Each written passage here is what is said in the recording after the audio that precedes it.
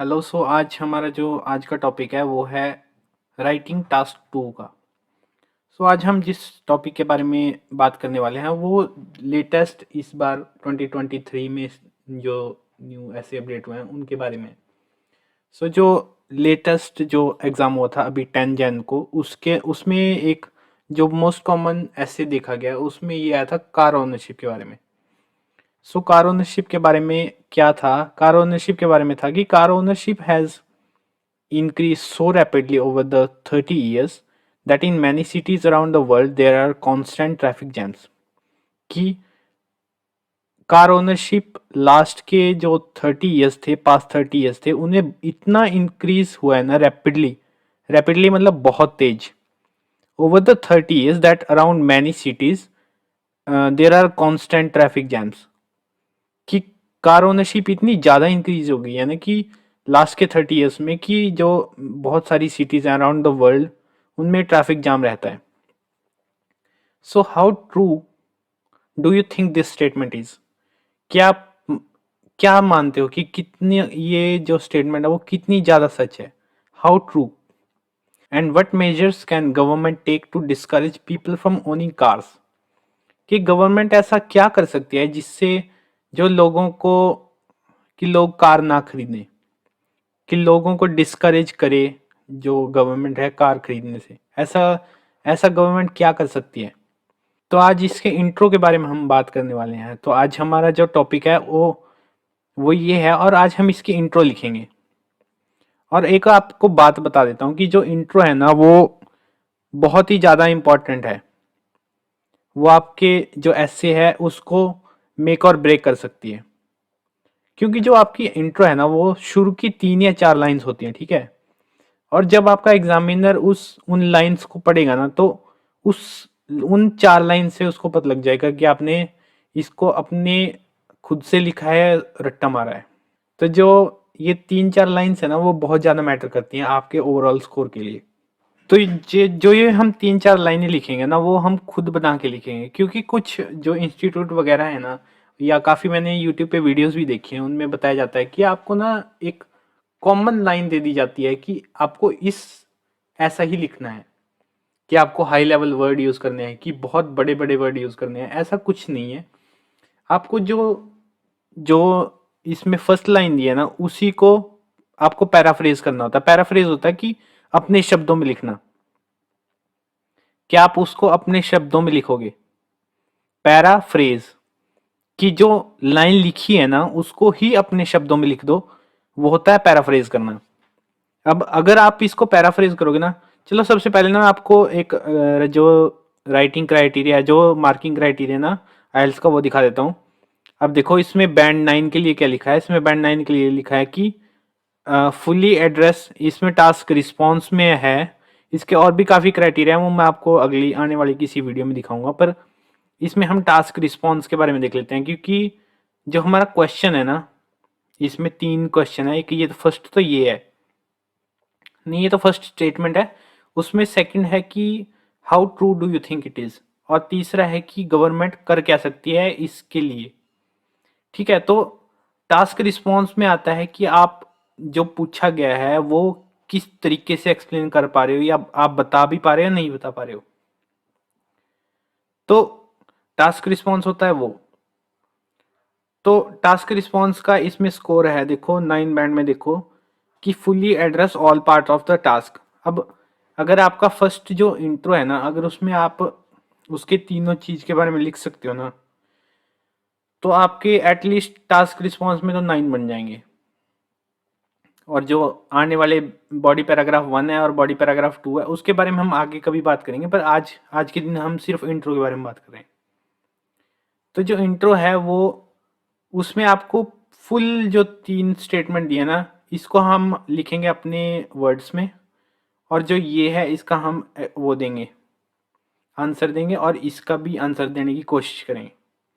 अगर आपने ये 3 चीज़ों के बारे में लिख दिया ना, जो फर्स्ट जो इंट्रो है, तो जो एग्जामिनर है उसको पता लग जाएगा कि आपको ये क्वेश्चन समझ में आ गया और आप इसके बारे में सही से लिख सकते हो।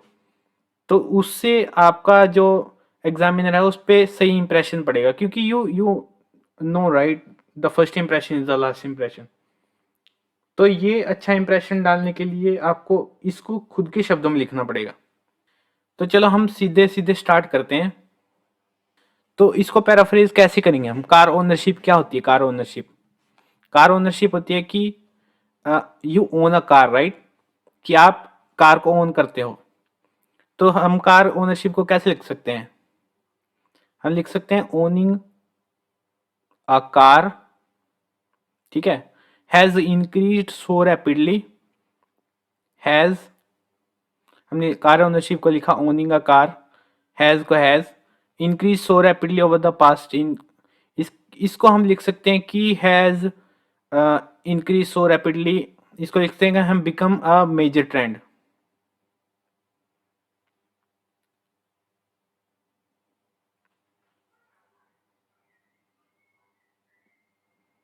ऐसे लिख सकते हैं। और इसमें लिखा कि ओवर द पास्ट 30 ईयर्स। अब 30 ईयर्स होता है, जो 10 ईयर्स होते हैं उसको हम बोलते हैं डेकेड। तो हम इसको लिख सकते हैं कि over the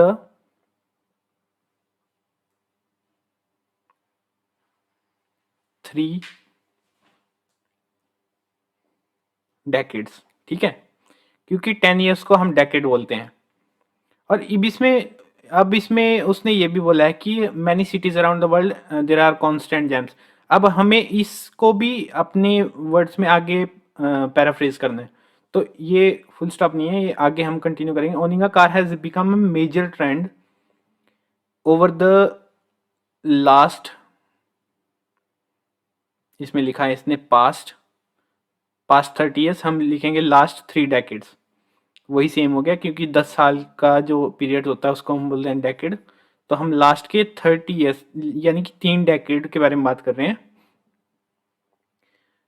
over the last 3 decades which leads to,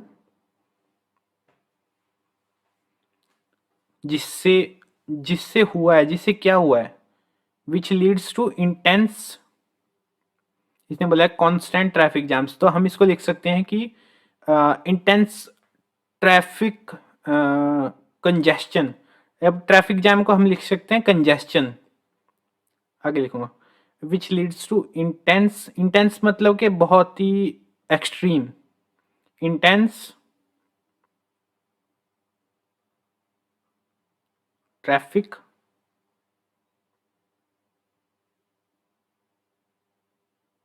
congestion. अब कंजेस्शन का मतलब होता है कि भीड़, ट्रैफिक कंजेस्शन मतलब कि जैम ही होता है सेम, ट्रैफिक कंजेस्शन मतलब जाम, इंटेंस मतलब कि बहुत ही एक्सट्रीम। सो ये हो गया। सो हमने जो ये फर्स्ट की एक लाइन थी उसको, जो फर्स्ट यहाँ तक थी जैम्स तक, उसको हमने अपने वर्ड्स में लिख दिया। तो हमने कार ओनरशिप को लिख दिया owning a car, increase, has increase so rapidly, इसको इंक्रीज रैपिडली को हमने लिख दिया कि एक ट्रेंड बन गया है, has become a trend, major trend. Over the, इसमें लिखा ओवर द पास्ट 30 ईयर्स, उसको लिख दिया हमने ओवर द लास्ट 3 डेकेड। ये सेम हो गया, इसका सिनोनिम है ये, that in many cities around the world 3 decades which leads to intense traffic congestion। और इसमें वो रह गया, हमने उसके बारे में सिटीज के बारे में बात नहीं की, वो रह गया। उस सिटीज को लिख सकते हैं कि अर्बन एरियाज, इन कंजेस्शन इन, URBAN अर्बन, सिटीज को लिख सकते हैं अर्बन एरियाज, ठीक है। तो ये हो गया सिटीज का, हो गया urban area. Around the world there are traffic, constant traffic jams, constant traffic jams को हमने लिख दिया ट्रैफिक कंजेस्शन, जैम्स को कंजेस्शन। और इंटेंस मतलब के काफ़ी ज़्यादा, जैसे extreme. So owning a car has become a major trend over the last 3 decades which leads to intense traffic congestions in urban area। So how do you, अब इसमें पूछ रहा है कि हाउ डू यू थिंक। अब इसमें देखो कि टास्क 2 में सबसे बड़ा ये क्वेश्चन है कि उसने आपसे पूछा है कि हाउ डू यू थिंक, आपके आपको अपना ओपिनियन देना है। सो यहाँ पे हम अपना ओपिनियन देंगे कि इन माई ओपिनियन, कि इसके बारे में मेरा कहना है, इन माई ओपिनियन। अब इसके बारे में लगेगा, इसके बाद लगेगा कॉमा। अब अब ये पूछ रहा है कि हाउ ट्रू, आपको क्या लगता है कि ये कितना सच है। इन माई ओपिनियन इट इज, हम लिखेंगे कि हाँ ये बिल्कुल सच है, कि मैंने ऐसा होते हुए देखा है। How in my opinion it is a real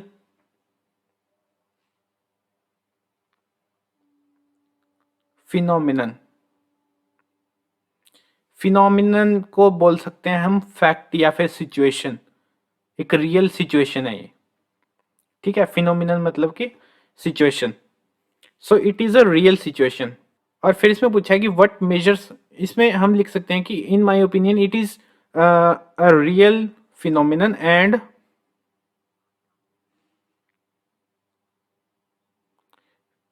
उसने पूछा कि what measures can government take to discourage people from owning cars in, तो हम इसमें लिखेंगे कि ऑल्टरनेटिव, हम ऐसे लिख सकते हैं कि जो गवर्नमेंट है उसको ऑल्टरनेटिव वो करने चाहिए, इनकरेज करनी चाहिए, कि इससे हमारे जो ऑल पार्ट्स हैं, जैसे हम मैंने बताया था कि इसमें एटलीस्ट हमारे इसमें वो हो जाएगा कि जो एग्जामिनर है उसको क्लियर हो जाएगा कि हम आगे क्या लिखने वाले हैं, आगे के जो जो बॉडी पैराग्राफ आने वाले हैं उसमें हम क्या लिखेंगे। तो हम इसमें इसका भी आंसर दे देंगे कि in my opinion it is a real phenomena and government should, government को करना चाहिए, गवर्नमेंट शुड एनकरेज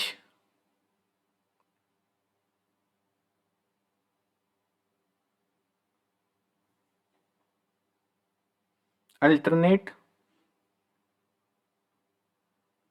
मोड्स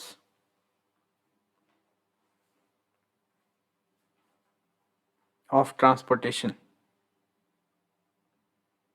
कि गवर्नमेंट को जो कार्स है उनके अलावा जो अल्टरनेट मोड्स ऑफ ट्रांसपोर्टेशन है, जैसे कि बस, जैसे कि ट्रेन, इन सब को एनकरेज करना चाहिए। एनकरेज मतलब कि लोगों को उत्साहित करना चाहिए कि वो बस ट्रेन वगैरह यूज करें। अब ये हमारा जो एग्जाम्पल था, हमारा एग्जाम्पल क्वेश्चन था, उसके हमने जो टोटल जो ऑल पार्ट्स हैं जिसके हमने इसके बारे में पूरा इंट्रो लिख दिया है। हमने इसके जितने भी क्वेश्चन थे, इस जो फर्स्ट लाइन थी उसको हमने पैराफ्रेज कर दिया है। जो उसने फर्स्ट क्वेश्चन पूछा था हमने उसका जवाब दे दिया कि yes, in my opinion it is a real phenomenon, मतलब कि ये बिल्कुल सच है कि ट्रैफिक जैम्स होते हैं। और जो लास्ट क्वेश्चन था कि what measures can government take to discourage people from owning cars, हमने ये लिख दिया कि government should encourage alternate modes of transportation such as, ऐसे भी लिख सकते हैं हम अगर एग्जाम्पल देना हो, नहीं तो यहीं पे खत्म कर सकते हैं कि such as bus train and etcetera. वैसे तो यहाँ तक लिख दोगे काफ़ी है, पर अगर आप एग्जाम्पल देना चाहते हो तो आप बस ट्रेन का एग्जाम्पल दे सकते हो। और फिर यहाँ पे तो ये खत्म हो गया। और इसके आगे आता है बॉडी पैराग्राफ 1, कि आप उसमें क्या लिखोगे, बॉडी पैराग्राफ 2 में क्या लिखोगे, ठीक है। उसके बारे में हम आगे किसी दिन बात करेंगे। जो आज का मेरा टॉपिक था वो ये था कि हम इंट्रो कैसे लिखेंगे, क्योंकि जो आपका इंट्रो है ना वो बहुत बहुत बहुत ही ज़्यादा इंपॉर्टेंट है आपकी ओवरऑल मार्किंग के लिए। अब आप जैसे अब बॉडी पैराग्राफ 1 और 2 लिखोगे ना, उसमें भी आपको इसके बारे में आगे एक्सप्लेन करना है कि क्या क्या कर सकती है गवर्नमेंट उसके लिए। आपको इसके बारे में नहीं लिखना है कि ट्रैफिक जैम्स होते हैं, इसके बारे में आपने अब आगे एक्सप्लेन नहीं करना है। आपने एक्सप्लेन करना है कि गवर्नमेंट उसके लिए क्या कर सकती है और उससे क्या होगा, और आपने उसके बाद उसके एग्जाम्पल भी देने हैं। ये बहुत ज़्यादा जरूरी है कि आप उसके एग्जाम्पल आगे जाके दो। सो जो बॉडी पैराग्राफ 1 है उसमें क्या लिखोगे, उसमें आप लिखोगे कि ये इसके बारे में ही आप एग्जाम्पल दोगे, और इसके बारे में ही आप आगे एक्सप्लेन करोगे कि गवर्नमेंट को क्या करना चाहिए। अब देखो इसके बारे में अब आप ट्रैफिक जैम्स के बारे में आप ज़्यादा नहीं लिखोगे तो अच्छा रहेगा, क्योंकि आपको जो मेन वो है ना, आपको जो मेन फर्स्ट टॉपिक दिया गया है उसके बारे में आपको मेन आइडिया एक्सप्लेन करना है कि गवर्नमेंट को क्या करना चाहिए और उससे क्या होगा। अब देखो, आप अगर आपको कोई आइडिया, कोई एग्जांपल पता है तो ठीक है, नहीं तो आप कोई हाइपोथेटिकल एग्जांपल दे सकते हो कि आप अपनी तरफ से कोई स्टडी मेंशन कर सकते हो। पर ऐसा नहीं होना चाहिए कि स्टडी आपको सुनने में फेक नहीं लगनी चाहिए, सीधी बात ये है। और जो आइडियाज़ हैं उनको अच्छे से एक्सप्लेन करना है, आपको जो मेन आइडिया है ना उसको अच्छे से एक्सप्लेन करना है, उनके एग्जाम्पल देने हैं, और हो सके तो अच्छे से अच्छे और उसको डिटेल डालनी है उसकी। Make sure it links logically, ठीक है। जो लॉजिकली जो आपके पैराग्राफ है उसमें जो लाइनें हैं वो लॉजिकली जो लिंक होनी चाहिए एक दूसरे से। पैराग्राफ बड़ा भी हो सकता है, छोटा भी हो सकता है, but try try you are not repeating yourself, कि आप जो एक आपने बात लिख दिया उसको आप दोबारा रिपीट नहीं कर रहे हो, ठीक है। इतना आप ध्यान रख सकते हो। तो आज की वीडियो यहीं पे ख़त्म होती है, क्योंकि ये वीडियो जो मैंने बनानी थी वो इंट्रो पे बननी थी। सो आने वाली वीडियो जो होगी, हम ऐसे को आगे चल के बॉडी कैसे लिखेंगे, हम उसको आइडियाज़ कैसे डेवलप करेंगे और उसके एग्जाम्पल कैसे लिखेंगे, उसके बारे में होने वाली है। तो तब तक के लिए चैनल को सब्सक्राइब कीजिएगा। तो मिलते हैं हम अगली वीडियो में।